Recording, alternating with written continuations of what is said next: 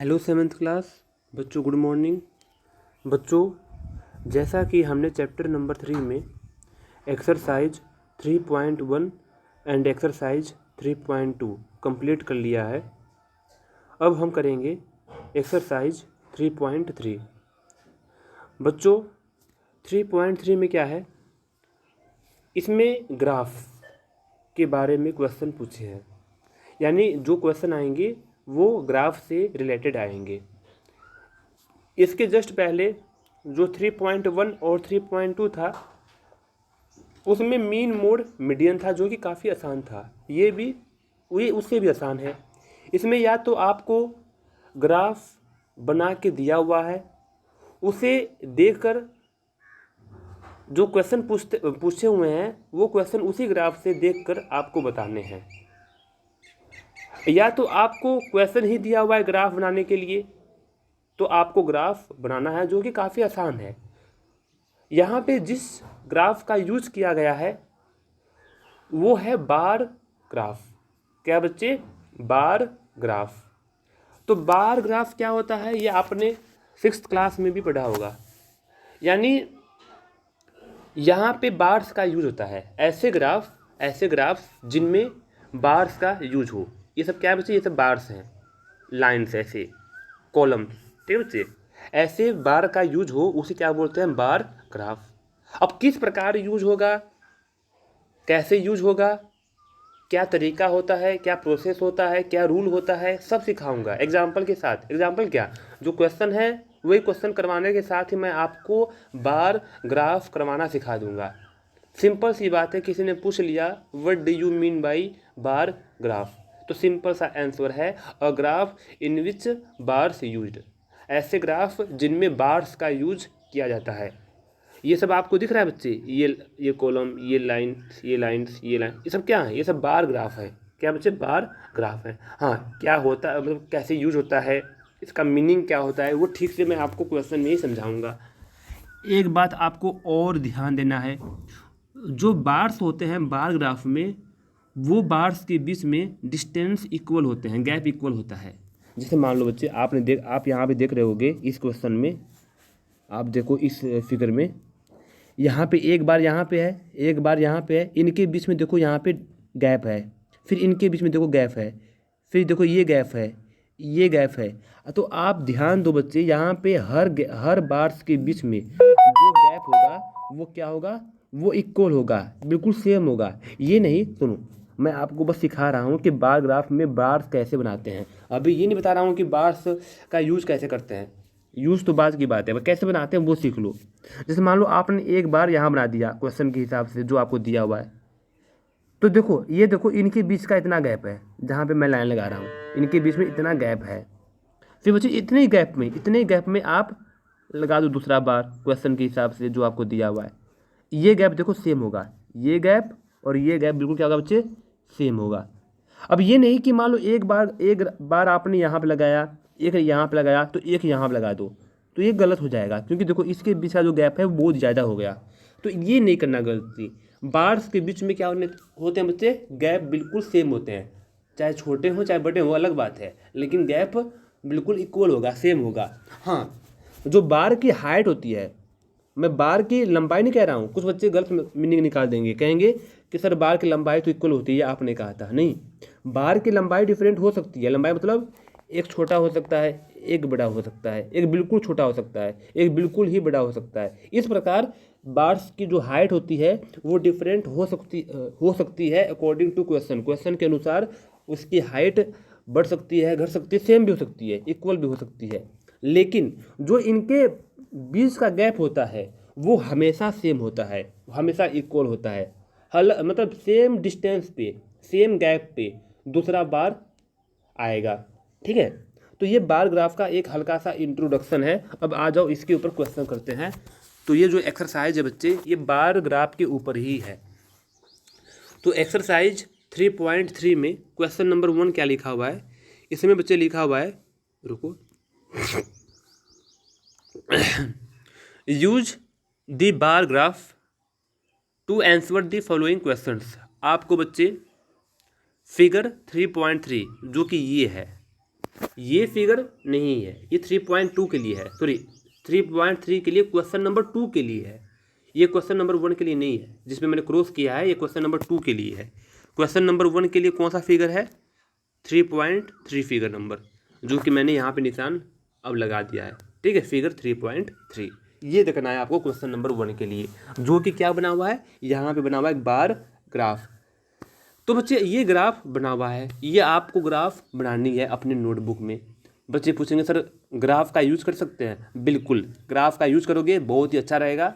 Graph नहीं है तब भी आप बना सकते हो अपने फेयर कॉपी में बिना ग्राफ के, लेकिन ग्राफ से बिल्कुल एक्यूरेट होता है। आपको बार बार 1 सेंटीमीटर के जैसा मापने की, उसको मेजर करने की ज़रूरत नहीं होती। बिना 1 सेंटीमीटर का डिस्टेंस लिए आप ग्राफ पे इजीली उसको ड्रॉ कर सकते हो। नहीं तो वाइट पेज पे आपको 1 सेंटीमीटर का डिस्टेंस लेकर बार बार आपको नापना पड़ता है, तो टाइम वेस्ट होता है। हालांकि वैसे कर भी सकते हो, स्केल का यूज़ करके इतनी दिक्कत नहीं होती। मैंने बिना ग्राफ का ही किया हुआ है, जो कि मैं समझाऊंगा। तो बच्चे क्वेश्चन नंबर 1 में लिखा हुआ है, जो यहाँ पे आपको बनाया गया है ग्राफ, ये ग्राफ देखकर आप कुछ क्वेश्चंस के आंसर दो। तो क्वेश्चन नंबर 1 का जो फर्स्ट पार्ट है उसमें लिखा हुआ है which is the most popular pet. पहले तो हम ये देखेंगे किसके किसके बीच का ये ग्राफ बना हुआ है। मैं इस ग्राफ को जूम कर रहा हूँ, मैं सिर्फ ग्राफ दिखाऊंगा। क्वेश्चन में क्या पूछा हुआ है वो बाद में समझाऊंगा, पहले बताऊंगा ये ग्राफ किसके किसके बीच में है। देखो बच्चे, एक साइड तो लिया हुआ स्टूडेंट यानी बच्चे हैं, और एक लिया हुआ बच्चे ये एनिमल्स जानवर हैं, ये जो पाले जाते हैं, पालतू जानवर जो पाले जाते हैं, पेट एनिमल्स। पेट का मीनिंग पालतू, जो पाल सकते हैं। तो कौन कौन से बच्चों ने किस किस प्रकार के एनिमल्स पालते हैं या पसंद करते हैं? मेरी बात समझे? कौन से बच्चे कितने एनिमल्स को या कौन से एनिमल्स को पालते हैं या पालना पसंद करते हैं? तो बच्चे जैसे मान लो ये डॉग्स है, क्या है? ये डॉग्स है। तो डॉग्स कितने बच्चों द्वारा पाला गया? तो देखो डॉग्स के ऊपर ये जो लाइन दिख रही है आपको, इसके कहते हैं बार्स। ये बार्स कहाँ तक जा रही है, इसकी जो हाइट है वो कहाँ तक है? देखो आप, इसकी हाइट है 8 तक। कहाँ तक बच्चे? 8। इसकी हाइट है 8 तक, 8 तक। इसका मीनिंग 8 बच्चों ने, 8 स्टूडेंट ने डॉग्स पाले हैं, यानी पालना पसंद करते हैं 8 बच्चे। ऐसे ही कैट्स है, बिल्ली है, बिल्ली को 10 बच्चे पालना पसंद करते हैं, तो 10 स्टूडेंट। देखो ऐसे ही रैबिट्स है, तो रैबिट्स बच्चे ओनली 2 बच्चे पालते हैं। देखो ये जो बार्स है ये यहाँ तक गया हुआ है, तो 2 स्टूडेंट, ठीक है। ये बार्स है, आप एक बात देख रहे हो, इन बार्स के बीच का इक्वल गैप है, बिल्कुल इक्वल गैप है। हर इक्वल डिस्टेंस पे ये बार्स हैं। इनकी हाइट बेशक ऊपर नीचे हो सकती है, वो मायने नहीं करता, लेकिन डिस्टेंस, इनके बीच का गैप हमेशा बराबर होगा। अब आ जाओ बच्चे हैमस्टर पे। तो बच्चे जो हैमस्टर है वो देखो, आप देखो यहाँ लाइन जा रही है, यानी 5 पे। 4 और 6 के बीच में क्या होता है? 5 होता है। तो 5 पे आ रही है लाइन, ठीक है। बन नहीं पा रहा ठीक से, ये बिल्कुल सीधे जाएगा और 5 पे आएगा, ठीक है। आप देखोगे तो यानी 5 स्टूडेंट ने क्या पाले हैं? हैमस्टर। अदर्स यानी जो इसके अलावा, इन चारों के अलावा बच गए एनिमल, अदर्स में कुछ भी आ सकता है इनके अलावा, वो कितने बच्चे हैं? 2 और 4 के बीच में देखो 3 बच्चों ने, 3 स्टूडेंट ने क्या पाले हैं बच्चे? अदर जानवर्स, यानी other pets animal, pet animals. मैं जानवर्स बोल रहा हूँ सिंगुलर का प्लूरल, अदर्स जानवर या अदर एनिमल्स ऐसे होगा, ठीक है। अब बच्चे ये तो आपने ग्राफ समझ लिया। अब ग्राफ में पूछा हुआ फर्स्ट क्वेश्चन में first part, which is the most popular pet. तो बच्चे कौन सा इन सारे जानवर में से सबसे ज़्यादा पॉपुलर है, सबसे ज़्यादा फेमस है? तो कौन पॉपुलर होगा? जो बहुत सारे स्टूडेंट के द्वारा पाला जाएगा। तो सबसे ज़्यादा स्टूडेंट किस जानवर को पाले हुए हैं? तो बच्चे आप किस जानवर को खरीदे हुए हैं? तो आप यहाँ पे देख रहे हो सबसे लंबा लाइन जिसका रहेगा, सबसे लंबी बार्स जिसकी रहेगी, इसका मीनिंग वो जानवर सबसे ज़्यादा बच्चों द्वारा पाला गया। तो आपको इन पांचों बार में सबसे लंबी बार कौन सी लग रही है? कैट्स वाली। तो आप कहोगे यहाँ पे जो कैट्स है वो सबसे ज़्यादा पॉपुलर है, मोस्ट पॉपुलर पेट है। तो आप लिखोगे यहाँ पे ऐसे, cat is the most popular pet. क्यों? क्योंकि सबसे ज़्यादा बच्चों के द्वारा यही ओन किया जाता है। क्वेश्चन नंबर सेकेंड, फर्स्ट का second part, B part. How many student have dogs as a pet? कितने बच्चों के पास कुत्ते हैं, कुत्ते पाले गए हैं? ठीक है, पालतू जानवर के तौर पे, पालतू जानवर के तौर पे कितने बच्चों द्वारा पाला गया कुत्ता? तो जो कुत्ता है, जो डॉग्स है, वो यहाँ पे बच्चे देखो इसकी बार्स कहाँ तक जा रही है, इसकी बार जा रही है 8 तक, यानी 8 स्टूडेंट ने इसको पाले हैं। तो इसका आंसर होगा 8 स्टूडेंट। क्वेश्चन नंबर, रुको बच्चे बार बार ये मैसेज आ रहा है, इसको मैं हटा देता हूँ, रुको। अब ये नेट बंद कर दिया, अभी डिस्टर्बेंस नहीं होगा। नेट मैंने इसलिए ऑन किया था कि एक यूट्यूब पे वीडियो अपलोड हो रही थी 10th क्लास के लिए, साइंस के लिए, इसलिए मैंने नेट ऑन किया था। अब हो चुका है तो बंद कर दिया, अब मैसेज नहीं आएगा, आपको डिस्टर्बेंस नहीं होगी। क्वेश्चन नंबर 1 कंप्लीट होता है।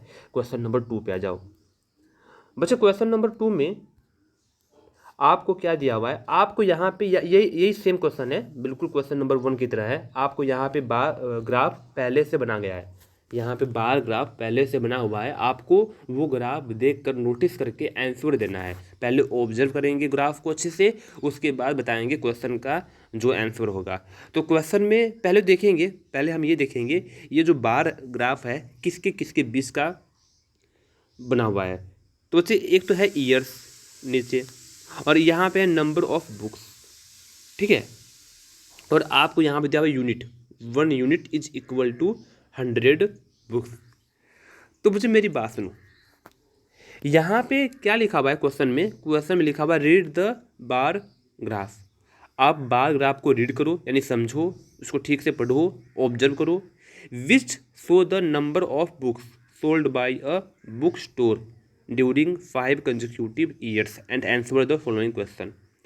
आपसे कह रहा है कि इस बार ग्राफ में आप ध्यान दें, कंसेक्यूटिव 5 साल, यानी लगातार 5 सालों में इस साल इतनी बुक की बिक्री हुई, बेचा गया, अगले साल इतने बुक्स की बिक्री हुई, ऐसे ही बच्चे 5 साल, 1989 लगातार कंसेक्यूटिव, 1989, 1990, 1991, 1992, 1993, ये 5 ईयर्स कंसेक्यूटिव है। इन 5 ईयर्स में कितनी किताबें बेची गई, कितनी बुक्स सोल्ड किया गया, सेल किया गया।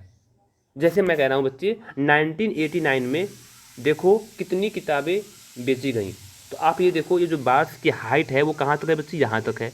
ये लगभग जा रही है 100 के ज़्यादा ऊपर और 200 के जस्ट नीचे, हल्का सा नीचे।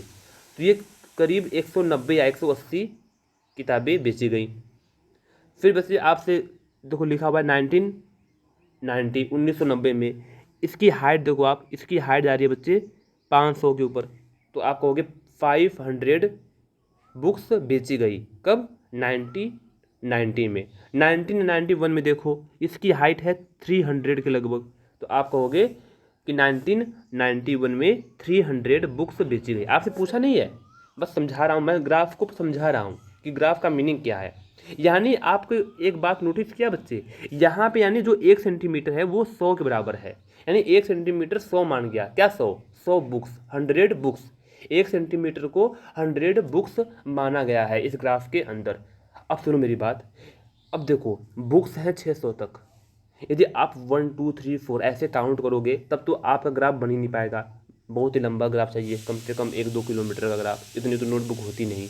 हाँ, परेशान हो जाओगे, लग जाओगे दिन से लेकर रोहतक तक 50 किलोमीटर ग्राफ बनाओगे। हाँ, तो बच्चे इसलिए हम यहाँ पे क्या लेते हैं? यूनिट, ताकि हमें मेजर करने में आसानी हो, ग्राफ बनाने में आसानी हो। तो वो आसानी कब होगी? जब हम यहाँ पे 1 यूनिट को कुछ ज़्यादा मानेंगे, कुछ ज़्यादा नंबर्स के बराबर मानेंगे। तो मैंने यहाँ पे 1 यूनिट को क्या मान गया बच्चे? हमने माना 100 बुक्स के इक्वल। देखो 100, 200, 300, 400, हम ऐसे नंबर्स कब मानते हैं? हम ऐसे नंबर्स तब मानते हैं जब नंबर्स के बीच में ज़्यादा गैप हो, ताकि हमारा ग्राफ आसानी से बन सके। अब तो हमने ग्राफ समझ लिया, अब आ जाओ क्वेश्चन पे। क्वेश्चन में पूछा हुआ है, क्वेश्चन नंबर 2 के first part, about how many books were sold in 1989, 1990, 1992, 1989, 1990 और 1992 में कितनी किताबें बेची गई। तो ये क्वेश्चन का आंसर आप खुद से देंगे, मैं बस एक बता रहा हूँ, मैं सिर्फ एक समझाऊंगा। मैं समझाऊंगा बच्चे 1992। तो 1992 देखो कहाँ पे है, यहाँ पे है। इसकी हाइट कहाँ तक है, 250 तक है मेरे ख्याल से। आप बच्चे खुद से करना इसका आंसर 250। तो कितनी बुक्स बेची गई, 250 बुक्स बेची गई। ठीक है, आप स्केल से इसको देखना, स्केल से माप कर, मेरे ख्याल से ये 200 पे आएगा। हाँ बच्चे, इसका आंसर है 200। ठीक है, इसका आंसर 200 के आसपास होगा मेरे ख्याल से। ये बन नहीं पा रहा है ठीक है, ये ना बच्चे, ये 200 के कुछ ऊपर है। रुको देखता हूँ मैं भी, इसको मैं भी देखता हूँ। बिल्कुल सीधे, देखो मैं भूल ही गया था मैं भी ना। सुनो सुनो, हमारे पास एक आइडिया है, मेरे पास एक स्केल है। हाँ, अब बिल्कुल रुको, हाँ अब हो जाएगा आपका आंसर। नहीं नहीं, हाँ अब सही है। बच्चे देखो, ये बन रहा है आपका, सुनो, हाँ ये बच्चे जो है ना, ये 220 पे है। रुको रुको रुको, इसका जुगाड़ मैं बिल्कुल आपको समझाऊंगा एक्यूरेट, ताकि हमें इसका आंसर, ये बार बार यार, हाँ अब सही है। देखो ये है, हाँ 220 या 30, 230 पे आपको होंगे। ठीक है, तो इस प्रकार आप स्केल से अच्छे से समझ सकते हो कि इनके इस साल कितनी किताबें बेची गई। ऐसे बच्चे एक क्वेश्चन और है, 1990 में, 1990 में, तो 1990 में देखो बच्चे, 1990 का बार ये है, तो 500 कितना है बच्चे, 500 किताबें बेची गई। तो इसको आप एक्यूरेट कर सकते हो, स्केल के द्वारा बता सकते हो। ठीक है, आ जाओ क्वेश्चन नंबर 2 के सेकेंड पार्ट में। In which year were about 475 book sold, कौन से साल 475 किताबें बेची गई। तो देखो बच्चे 475 कहाँ पे है, मेरी बात सुनो, 475 यानी 500 के जस्ट नीचे होगा, 500 के जस्ट नीचे यही किताब, जिसको हम 500 समझ रहे थे, एक्चुअली वो 475 है। क्या है, 475। तो ये यही होगा बच्चे, कौन से साल, 1990। यानी आपका फर्स्ट पार्ट का आंसर भी इसमें मिल गया। फर्स्ट पार्ट का देखो, आपसे पूछा था 1990 में कितनी किताबें बेची गई, तो उसका आंसर 475 बुक्स आएगा। ये 500 नहीं है, हमारे पास स्केल नहीं था, इसलिए मैंने आपको आसपास समझा दिया था कि 500 के आसपास आएगा, लेकिन वो 475 है। ठीक है बच्चे, तो ये आप लिखोगे 1990 में 475 बुक्स सोल्ड किया गया। ठीक है, क्वेश्चन नंबर 2 के सेकेंड पार्ट पे आ जाओ। अबाउट 225 बुक्स सोल्ड, कौन से साल 225 किताबें बेची गई। तो 225, तो 200 तो ये है, और 200 के जस्ट ऊपर 200 और 300 के बीच में 250 होगा, 250 और 200 के बीच में 225 होगा। देखो इसके आसपास कौन सा बार आ रहा है, इसके आसपास बच्चे ये आ रहा है 1992। तो आपका आंसर होगा 1992, 1992। 1992 में 225 किताबें बेची गई। आपको एक बात देख रहे हो बच्चे, 1992 और 1990, इसका आंसर जो है वो सेकेंड क्वेश्चन, सेकेंड पार्ट में ही छिपा हुआ है। तो यहाँ से आप एक्यूरेट निकाल सकते हो। आ जाओ क्वेश्चन नंबर 3 पे। बच्चे क्वेश्चन नंबर 3 में और क्वेश्चन नंबर 4 में आपको बनाना है बार ग्राफ। तो बच्चे बार ग्राफ 2 टाइप्स के होते हैं, सिंगल बार ग्राफ और डबल बार ग्राफ। जो अब तक हम पढ़ते आ रहे हैं दोनों क्वेश्चन में, इसके क्वेश्चन नंबर 1, क्वेश्चन नंबर 2 में, वो कौन सा बार ग्राफ है, वो सिंगल बार ग्राफ है। खैर डबल क्या होता है वो भी समझा दूंगा, पहले हम समझेंगे क्वेश्चन नंबर 3, जो कि सिंगल बार ग्राफ का ही यूज किया गया है। क्वेश्चन नंबर 4 में डबल बार ग्राफ आएगा, उसको समझाऊंगा बाद में। क्वेश्चन नंबर 3 समझेंगे पहले। क्वेश्चन नंबर 3 में क्या है बच्चे, number of children in 6 different classes are given below represent the data on a bar graph. आपको बच्चे क्या किया गया है, आपको 6 क्लासेस के क्या दिए गए हैं, नंबर ऑफ चिल्ड्रेन, यानी इतने इस क्लास में इतने बच्चे हैं, इस क्लास में इतने बच्चे हैं। जैसे क्लास 5th में कितने बच्चे हैं, 135, 6th में 120, 7th में 95, 8th में 100, ठीक है, 9th में 90, 10th में 80। तो इस क्लास में इतने इतने बच्चे पढ़ते हैं, नंबर ऑफ चिल्ड्रेन है और क्लास है। और आपको क्या बनाना है, आपको क्वेश्चन नंबर 3 में जो ए पार्ट है इसमें लिखा हुआ है how would you choose a scale, आप स्केल कैसे चुनेंगे, पहला क्वेश्चन तो यही पूछा हुआ है। तो मेरी बात सुनो बच्चे, स्केल आपकी मर्जी होती है, आप कैसे भी चुन लें, बस थोड़ा अच्छा होना चाहिए, आपके लिए आसानी होना चाहिए ग्राफ को बनाने में। तो जो मैंने स्केल लिया है बच्चे, देखो मैंने क्वेश्चन ये किया हुआ है, क्वेश्चन नंबर 3 है ना, ये मैंने यहाँ पे किया हुआ है, देखो क्वेश्चन नंबर यहाँ पे मैंने 3 किया हुआ है। इसमें जो मैंने स्केल लिया है वो लिया है 1 centimetre is equal to 100 children. मैंने 1 सेंटीमीटर को 100 बच्चों के बराबर मान लिया, यानी यहाँ से लेकर यहाँ तक ये क्या है 1 सेंटीमीटर, इसको मैंने क्या बनाया 10 बच्चों के बराबर, 10 बच्चों के बराबर। तो 10, 20, 30, 40, 50, 60, 70, 80, 90, 100, 110, 120, 130, 140, 150, इस प्रकार हमने 10-10 बच्चों का गैप लिया है, 1 सेंटीमीटर का गैप लिया है। तो आप कहोगे जो आपका फर्स्ट पार्ट का आंसर होगा वो ये होगा कि 1 सेंटीमीटर इज इक्वल टू, तो बच्चे कहाँ गया, हाँ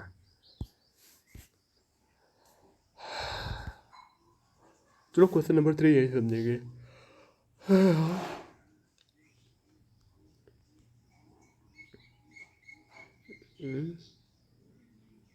क्वेश्चन नंबर 3 का फर्स्ट पार्ट है, आपने स्केल कैसे चुना, तो 1 centimetre is equal to 10 children. आपको सर कैसे पता लगा, तो बच्चे देखो पता आपकी मर्जी, आप 15 चुन लो, आप 20 चुन लो, किसने मना किया है। देखो 135 है, 120 है, 95 है, 100 है, 90 है, 80 है। आपको एक बात दिख रहा है, इनके बीच का जो गैप है वो 10-10 का गैप है, मतलब ऑलमोस्ट 10-10 का, किसी में 10 का, किसी में 8 का, किसी में 9 का। तो 10 का स्केल लेने पे हमें आसानी होगी, बस ये आपको देखना है, ठीक है। तो हमने 10-10 का गैप ले लिया ताकि हमें ग्राफ बनाने में आसानी हो। मैं 5-5 का लेता तो ग्राफ बहुत ही ऊंचा बनता। देखो मेरी बात सुनो बच्चे, 10 का गैप लेने के बाद भी, 10 का गैप लेने के बाद भी इतने ऊंचे ऊंचे बार्स आपको दिख रहे हैं। आप सोचो 5 का लेते या 2 का लेते तो ये ग्राफ इतनी लंबी, बहुत लंबी जाती है, आपकी नोटबुक पे नहीं आती। तो नोटबुक पे ठीक से आ जाए, हमें आसानी हो ग्राफ बनाना, उसके हिसाब से हम स्केल लेते हैं। अब ये नहीं कि आप 100 का ले लो, वो भी दिक्कत हो जाएगा, बिल्कुल छोटा आ जाएगा, आप पहचान नहीं पाओगे कि क्या ग्राफ में समझाया गया है, क्या लिखा गया है, आप नहीं पहचान पाओगे ग्राफ को देखकर। तो एक लिमिट में हम लेते हैं क्वेश्चन के हिसाब से, जो आपको डाटा गिवन दिया है उस डाटा के हिसाब से हम ग्राफ का जो स्केल है वो चुनते हैं। आ जाओ क्वेश्चन नंबर 1 तो हो गया, क्वेश्चन नंबर 2 का फर्स्ट पार्ट हो गया। आ जाओ सेकेंड पार्ट पे बच्चे, सेकेंड पार्ट में लिखा हुआ है, नहीं सॉरी क्वेश्चन नंबर 2 नहीं, क्वेश्चन नंबर 3, क्वेश्चन नंबर 3 का जो सेकेंड पार्ट है उस पर आ जाओ। मैं क्वेश्चन नंबर 2 पे समझ गया था। बी पार्ट क्या बच्चे, आंसर दो फॉलोइंग क्वेश्चन, यानी बी पार्ट में भी 2 क्वेश्चन है। कौन कौन से, पहला क्वेश्चन है कि which class has the maximum number of children and the minimum. ये तो आप यहाँ से भी बता सकते हो और अपने ग्राफ से भी बता सकते हो। तो बच्चे मान लो आपको ग्राफ से बताना है, तो बताओ सबसे लंबा बार किसका है, कौन सी क्लास का है, तो आपको कि सर ये सबसे लंबी बार से, कौन सी क्लास है, 5th क्लास। तो 5th क्लास में सबसे मैक्सिमम बच्चे हैं, कितने बच्चे हैं ये नहीं बताने, मैक्सिमम बच्चे हैं। मिनिमम बच्चे किस में है, जिसका लंबाई सबसे कम होगा, जिस बार का लंबाई सबसे कम होगा। कौन से बार का लंबाई सबसे कम है, इस वाले बार की सबसे लंबाई कम है। ये कौन सा बार है, ये सबसे लास्ट क्लास 10th क्लास। तो आप कहोगे 10th क्लास में मिनिमम बच्चे हैं। तो क्वेश्चन नंबर जो 3 है वो इस प्रकार आप इसका आंसर देंगे। फिर बच्चे मिनिमम भी पूछा है, हमने बता दिया। क्वेश्चन नंबर 3 का जो सेकेंड पार्ट है वो पूछा हुआ है, find the ratio of student of class 6 to the student of class 8। हम रेशियो कैसे निकालते हैं, डिवाइड करके, किसके बीच में, जिसके बीच में पूछा हुआ है। कौन कौन से क्लास के बीच में पूछा हुआ है, 6th क्लास में, यानी 6th क्लास में कितने बच्चे हैं वो लिखोगे ऊपर न्यूमिनेटर में, और जो 8th क्लास है, क्लास 8th, उसको लिखोगे डिनोमिनेटर में, कितने बच्चे हैं, 8th क्लास के बच्चे कितने हैं। तो आओ मैंने किया यहाँ पे बच्चे, देखो ये फर्स्ट पार्ट का आंसर है, बी पार्ट का पहला क्वेश्चन का आंसर है, ये सेकेंड पार्ट का आंसर है। सिक्स क्लास में कितने बच्चे हैं? सिक्स में देखो, आप देखो वहाँ से देख सकते हो, कहाँ से, जहाँ पे लिखा हुआ है क्वेश्चन में, बॉक्स में, डाटा में 120 बच्चे हैं, तो मैंने 120 लिख दिया। एट्थ में कितने बच्चे हैं? 100 हैं। दोनों का रेशियो निकालना है, दोनों को डिवाइड कर दो। जब डिवाइड करोगे बच्चे तो 6 ये खुद से डिवाइड करोगे, 0 से 0 गया, 2 6 जा 12, 2 5 जा 10, 2 पे कट गया तो 6/5 आ गया, तो 6:5। इसका मीनिंग है कि इनका जो रेशियो है, किसका रेशियो है? छठी क्लास और 8वीं क्लास के बच्चों का अनुपात जो रेशियो है वो 6:5 है। तो इस प्रकार हमारा क्वेश्चन नंबर 3B कंप्लीट होता है। क्वेश्चन नंबर 4 क्या है बच्चे? क्वेश्चन नंबर 4 में डबल बार ग्राफ का यूज़ किया गया है। अब डबल बार ग्राफ क्या होता है वो मैं समझाता हूँ। देखो बच्चे, डबल बार ग्राफ आपको कुछ इस प्रकार दिखेगा, जहाँ पे डबल बार्स का यूज होता है। देखो मेरी बात सुनो, रुको मैं आपको समझाता हूँ।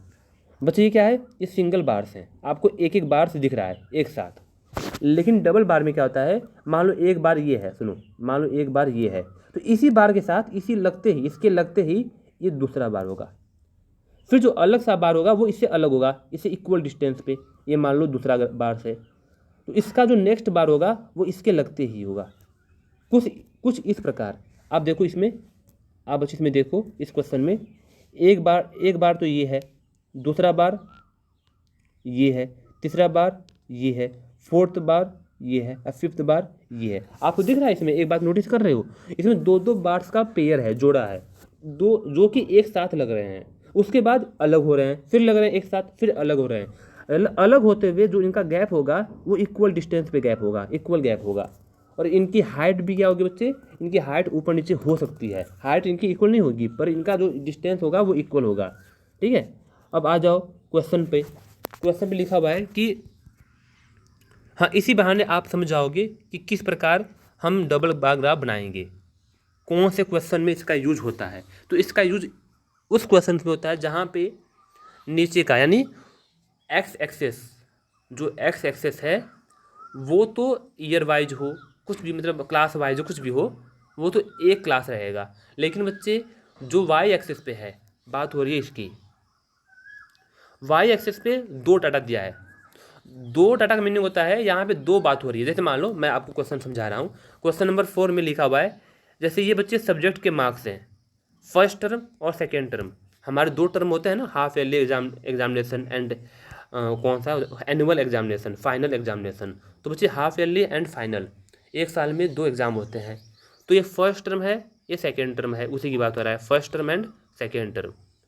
अब बच्चे फर्स्ट टर्म मान लो इंग्लिश है, तो इंग्लिश में फर्स्ट टर्म में 67 मार्क्स आए, सेकेंड टर्म में 70 मार्क्स आए। सब्जेक्ट तो एक ही है, पर 2 टर्म की बात हो रही है, यानी यहाँ पे 2 बार, यानी इंग्लिश के लिए सब्जेक्ट एक है, एक सब्जेक्ट के लिए 2 बार्स आपको बनाने होंगे, और वो दोनों बार्स बिल्कुल टच में होंगे, अटैच होंगे, एक दूसरे के साथ ज्वाइंट होंगे। ठीक है, एक दूसरे के साथ। ऐसे बच्चे हिंदी है, सब्जेक्ट तो एक है, बस हिंदी है, लेकिन मार्क्स 2 हैं। कौन कौन से टर्म के? फर्स्ट टर्म के, सेकेंड टर्म के। ऐसे ही मैथ है, मैथ तो सिंगल सब्जेक्ट है, लेकिन बच्चे इस सब्जेक्ट के 2 टर्म हैं, तो यहाँ पे 2 डाटा आपको दिया गया है। तो आओ इसके लिए बनाते हैं। जैसे आप नीचे लिखोगे एक साइड, मैं यहीं पे आपको समझा रहा हूँ अलग से, आप लिखोगे एक साइड यहाँ पे नीचे सब्जेक्ट, यहाँ पे लिखोगे सब्जेक्ट, और यहाँ पे लिखोगे नंबर ऑफ, सॉरी मार्क्स, बच्चे यहाँ पे लिखोगे मार्क्स। क्या लिखोगे? मार्क्स। यहाँ पे जगह नहीं है इसलिए मैं लिख नहीं पा रहा हूँ, मार्क्स लिखोगे। मैंने इस क्वेश्चन को लिखा हुआ है अलग से, वो दिखा दूंगा। तो यहाँ पे देखो 67 और 70 है, तो बच्चे 67 के लिए मान लो 10 20, आप 10 का गैप लेना, 10 20 30 40 50 60 70, ठीक है, ऐसे आप ले लोगे। चलो मैं आपको ना यहीं पर ले रहा हूँ, यहाँ पर दिक्कत होगी। देखो यहाँ पर देखो आप 10 20 30 40 50 60, फिर क्या बच्चे? Math, Hindi, English, Hindi, math, science, SS, ये सब्जेक्ट है। और जो इंग्लिश है फर्स्ट टर्म में 67 मार्क्स हैं। देखो फर्स्ट टर्म में 67, तो 50 और 70 के बीच में क्या आएगा बच्चे? 50 और 70 के बीच में, सॉरी 50 और 60 के बीच में क्या आएगा? 60 और 70 के बीच में क्या आएगा? 65 आएगा। तो 65 तो यहाँ पे बच्चे 65 के जस्ट ऊपर, 65 के हल्का सा जस्ट ऊपर क्या आएगा 67 आएगा। तो मैंने स्केल से अच्छे से माप के बनाया गया है, इसलिए आपको स्केल से ही बनाना होगा यदि आपके पास ग्राफ नहीं है तो। दूसरे टर्म में इंग्लिश के दूसरे टर्म में 70 मार्क्स हैं बिल्कुल। तो बच्चे आप यहाँ पे देखें इंग्लिश में बिल्कुल अटैच होगा 70 मार्क्स, ये देखो 70 मार्क्स। ऐसे ही हिंदी बच्चे कितने मार्क्स हैं, हिंदी में है 72 और 65। फर्स्ट टर्म में 72, सेकेंड टर्म में 65। देखो फर्स्ट टर्म में 72 और सेकेंड टर्म में 65 बिल्कुल अटैच होंगे। आपको एक टाइम बाद एक सब्जेक्ट के बाद आपको गैप देना है, इक्वल गैप देना है। देखो मैंने यहाँ पे गैप दिया हुआ है, फिर आपको बार बनाने हैं दूसरे सब्जेक्ट के लिए, फिर दूसरा सब्जेक्ट कंप्लीट होते ही तीसरे के लिए आपको फिर इक्वल डिस्टेंस देना है, गैप देना है हल्का सा। फिर आपको ऐसे ज्वाइंट बार ग्राफ्स बनाने हैं। कैसे बनाते हैं मैंने आपको समझा दिया, मार्क्स के अकॉर्डिंग, जो मार्क्स है उसके हिसाब से मैंने बना दिया। अब अच्छा आपसे क्वेश्चनिंग क्या हुआ है, क्वेश्चनिंग क्या हुआ है, क्वेश्चन नंबर 4 में फर्स्ट पार्ट पूछा हुआ है, in which subject has children improve his performance the most. कौन से सब्जेक्ट में जो बच्चे हैं अपना इम्प्रूवमेंट बहुत ही अच्छा करते हैं, सबसे फास्ट करते हैं। तो बच्चे सबसे फास्ट इम्प्रूवमेंट का मीनिंग क्या होता है, फर्स्ट टर्म और सेकेंड टर्म के मार्क्स में बहुत ही अंतर हो, बहुत ही गैप हो। यानी फर्स्ट टर्म का जो मार्क्स है वो कम हो हल्का सा, और सेकेंड टर्म का मार्क्स उससे कहीं ज़्यादा हो, यानी उनके बीच का गैप ज़्यादा हो। तो बच्चे देखो कौन से बार्स में, कौन से डबल बार में गैप ज़्यादा है। मैं हाइट नहीं कह रहा हूँ बच्चे, आप कहोगे सर ये हाइट सबसे ज़्यादा है, नहीं हाइट मतलब नहीं है, एक बार में 2 बार है ना, तो दोनों बार में जो हाइट का गैप है, जो गैप है दोनों बार्स के बीच में वो ज़्यादा होना चाहिए। इसमें हल्का सा गैप है, इसमें देखो कुछ ज़्यादा गैप है। सबसे ज़्यादा गैप बच्चे इसमें है, इस वाले में है पूरा। देखो आप देखो पूरा यहाँ से लेकर यहाँ तक इतना गैप है, हाइट का गैप है। तो कौन से सब्जेक्ट में इम्प्रूवमेंट सबसे ज़्यादा होगा, वो होगा मैथ में होगा। किस में होगा बच्चे, मैथ में होगा। तो देखो यहाँ पे मैथ में है। वैसे भी आप चेक कर सकते हो यहाँ पे क्या लिखा हुआ है मैथ में, रुको यार, यहाँ पे तो ना मोबाइल पे समझाने का मन नहीं करता, बोर्ड का अलग ही मज़ा है यहाँ पे। खैर एक क्वेश्चन ना बार वाले ग्राफ वाले हैं, यहाँ पे ठीक से नहीं हो पाता। बच्चे मैथ में देखो 88 है, सॉरी क्या था ये, 89 था, रुको छोटा हो यार क्यों नहीं रहा, हाँ 88 है और 95 है। तो इनके बीच का सबसे ज़्यादा गैप है, इसलिए आप कहोगे मैथ में सबसे अच्छा इम्प्रूवमेंट किया गया है। ठीक है, अब बच्चे आ जाओ क्वेश्चन नंबर 4 के सेकेंड पार्ट पे, जिसमें लिखा हुआ है in which subject the improvement the list. कौन से सब्जेक्ट में सबसे कम इम्प्रूवमेंट हुआ है। तो सबसे कम इम्प्रूवमेंट किस में होगा, जिसमें सबसे कम गैप होगा। तो देखो ध्यान दो बच्चे, ध्यान से देखना, इस वाले बार में सबसे कम गैप है, इस वाले बार में सबसे कम गैप है, दोनों बार्स के बीच में सबसे कम डिस्टेंस है, सबसे कम हाइट का गैप है। देखो हल्का सा गैप है, यानी इसमें उतना खास इम्प्रूवमेंट नहीं हुआ है, कम इम्प्रूवमेंट हुआ है। तो बच्चे कम इम्प्रूवमेंट हुआ है तो इस सब्जेक्ट का नाम है एसएस। तो मैंने देखो सोशल साइंस लिख दिया। फिर पूछा हुआ है थर्ड पार्ट में फाइंड द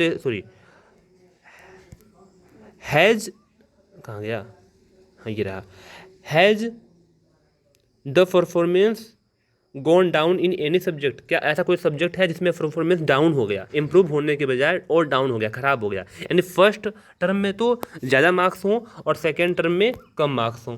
तो ऐसा कौन सा सब्जेक्ट है बच्चे जिसमें फर्स्ट टर्म में ज़्यादा मार्क्स है और सेकेंड टर्म में कम मार्क्स है। तो सेकेंड टर्म का कम मार्क्स का मीनिंग क्या है कि जो सेकेंड वाला बार्स है वो फर्स्ट वाले बार्स के मुकाबले नीचे हो। देखो किस में नीचे है, देखो इसमें ग्रीन का, देखो ग्रीन का मीनिंग है सेकेंड टर्म और रेड का मीनिंग है फर्स्ट टर्म। तो आपको ये देखना है ग्रीन वाली लाइन्स रेड वाली लाइन से छोटी हो, तो उसमें इंप्रूवमेंट कम हुआ है, डाउन हुआ है। तो ये है बच्चे सेकेंड नंबर पे जो कि हिंदी सब्जेक्ट है, ये इसकी बात हो रही है। किसकी बात हो रही है, इसकी बात हो रही है, हिंदी की बात हो रही है। हिंदी में देखो ग्रीन लाइन रेड लाइन के नीचे है, यानी इसमें जो इम्प्रूवमेंट है, इम्प्रूवमेंट होने के बजाय डाउन चला गया, यानी और कम हो गया। आप एक बात नोटिस कर रहे हो, इसमें भी ग्रीन लाइन ऊंचा है, इसमें भी ग्रीन लाइन ऊपर है, इसमें भी ग्रीन लाइन ऊपर है और इसमें भी ग्रीन लाइन ऊपर है, लेकिन इसमें ग्रीन लाइन नीचे है, यानी डाउन हुआ है। किसमें, हिंदी में। तो आपका आंसर होगा हिंदी। क्वेश्चन नंबर 4 कंप्लीट हो गया। क्वेश्चन नंबर 5 और क्वेश्चन नंबर हाँ, question number 5 and question number 6 आप खुद से करेंगे, ये मैं नहीं करवाऊंगा। सॉरी, क्वेश्चन नंबर 6 बच्चे आपको करना ही नहीं है। क्वेश्चन नंबर 6 हटा देना, ये आपको नहीं करना। क्वेश्चन नंबर 6 फालतू क्वेश्चन है, ये आपको पीछे एक्टिविटी में देखना होगा, एग्जाम्पल में कोई है तो इसको रहने दो, इसको मैं क्लास में समझा दूंगा। क्वेश्चन ये भी आसान है, क्वेश्चन नंबर 5 और क्वेश्चन नंबर 4 की तरह है, इसमें कुछ अलग नहीं है, लेकिन ये आपको नहीं करने फेयर कॉपी में। क्वेश्चन नंबर 5 जो कि बिल्कुल सेम क्वेश्चन नंबर 4 की तरह है, ये आप खुद से करेंगे। आप नीचे लिखना स्पोर्ट, स्पोर्ट आप लिखना नीचे स्पोर्ट, और बच्चे ऊपर लिखना यहाँ पे, रुको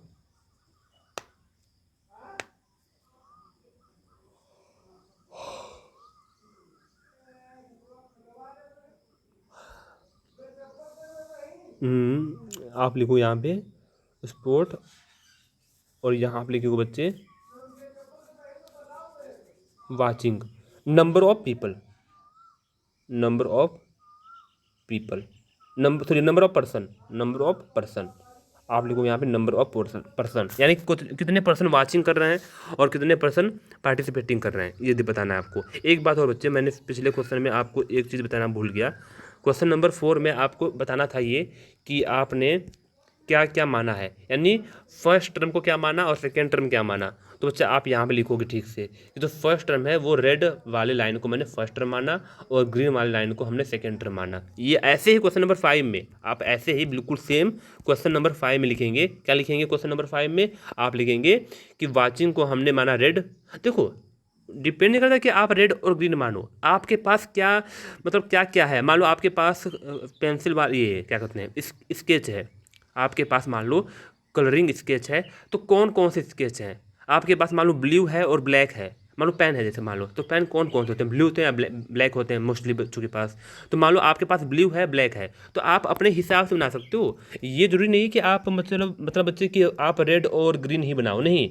आपके पास ब्लू और ब्लैक पेन है तो आप लिखना ब्लू पेन तो दर्शा रहा है फर्स्ट टर्म को और ब्लैक दर्शा रहा है सेकेंड टर्म को, तो जो दर्शाएगा उसके हिसाब से ही आपको बनाना है। ऐसे बच्चे क्वेश्चन नंबर 5 में क्या है? वाचिंग है और पार्टिसिपेटिंग है, तो वाचिंग को ले लेना आप ब्लू पेन और पार्टिसिपेटिंग को ले लेना ब्लैक पेन। अब के बच्चे कहेंगे सर हम उल्टा कर सकते हैं। बच्चे आपकी मर्जी है, आप ब्लैक ले लो वाचिंग को, ब्लू ले लो पार्टिसिपेटिंग को, कोई ये लिखा नहीं है कि आप ऐसे ही करो।